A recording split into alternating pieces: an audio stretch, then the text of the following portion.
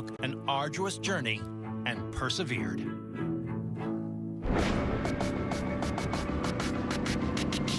Every year at Sturgis, weekend hobbyists and devotees flock to the rally to submerge themselves in hardcore motorcycle culture, even rubbing shoulders with some of their more notorious brethren, members of outlaw motorcycle clubs. Among them, arguably the most famous bad boy bikers of all, the Hells Angels. Although they claim to be just a group of guys who love to ride, the Hells Angels are no strangers to violence. In fact, the Justice Department considers them to be an organized crime syndicate. And one harrowing incident almost 40 years ago today remains shrouded in a tangled web of domination, betrayal, and revenge. So whose untimely death still haunts the shadows cast by the powerful Hells Angels? Cleveland, Ohio, 1975. After serving his country in the Vietnam War, 32-year-old Navy veteran James Beetle Bailey has returned to his hometown adrift, eager to join the local chapter of the Hells Angels. After he got out, like many Vietnam vets, he didn't feel comfortable fitting in with mainstream society, and he found friends and brothers who understood him in the club. He quickly moves up the ranks of the notoriously violent organization. And soon, he earns the position of club treasurer, a title he cherishes. When the Cleveland chapter prepares to send a delegation to the upcoming annual Hells Angels rally in Yankton, South Dakota, Bailey is chosen to help represent the club.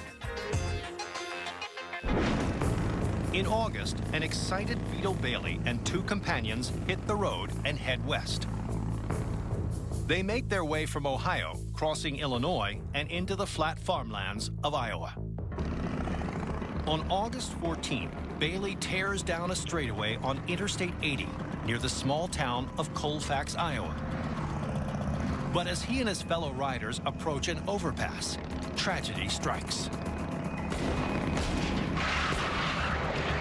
Suddenly, Bailey slumped on his saddle and fell off the bike. When he comes to rest in a heap near the side of the road, James Beetle Bailey is dead, felled by a gunshot wound to the neck. Another bullet has ripped through the arm of fellow rider Richard Vesey. When authorities arrive on the scene, Vesey explains that he saw two bright flashes on the overpass before Bailey went down. And when they search the upper roadway, investigators find two spent shells.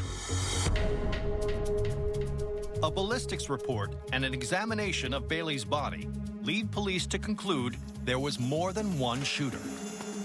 One who fired at Vesey, and a second shooter who was underneath the overpass who fired the shot that killed Bailey. As for the shooters' identities and motives, the Iowa investigators are stumped. Was Bailey merely a victim of random highway violence? Or something far more sinister? Knowing the deceased biker was a member of the Hells Angels in Ohio, the Iowa investigators turned to the Cleveland PD for assistance. And officers in the organized crime division there immediately suspect that Bailey was a victim of a long simmering feud. The Cleveland police think that Bailey was killed as part of a violent turf war between the Hells Angels and other Cleveland area motorcyclists. But with no conclusive evidence, the investigation comes to a standstill. It seems there will be no justice for James Bailey. But 6 years later, an unexpected informant steps forward and blows the entire case wide open.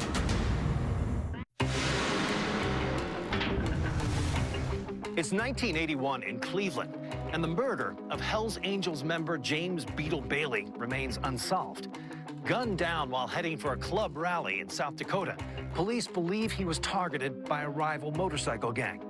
But hard evidence has been elusive. That is, until the authorities get a lucky break from an unexpected source. In November, a disillusioned member of the club's Cleveland chapter named Clarence Butch Crouch approaches authorities requesting to make a deal. He explains that he knows who killed James Bailey. Surprisingly, it wasn't a rival gang, but the very men the murdered biker once considered his brothers. He implicated the Hells Angels in the murder of Bailey. Crouch recounts how, during his tenure as treasurer of the chapter, Bailey discovered several angels helping themselves to club funds. According to Crouch, Bailey had documents that proved that theft. And he intended to bring them to the National Hells Angels rally in 1975 to prove the misconduct to club leaders. Before he arrived, he was taken out, supposedly by the very men against whom he had evidence. Detectives are hopeful they've finally solved the perplexing cold case. But they soon encountered a roadblock. Crouch was a methamphetamine abuser and a cocaine abuser, and was a very uncredible witness.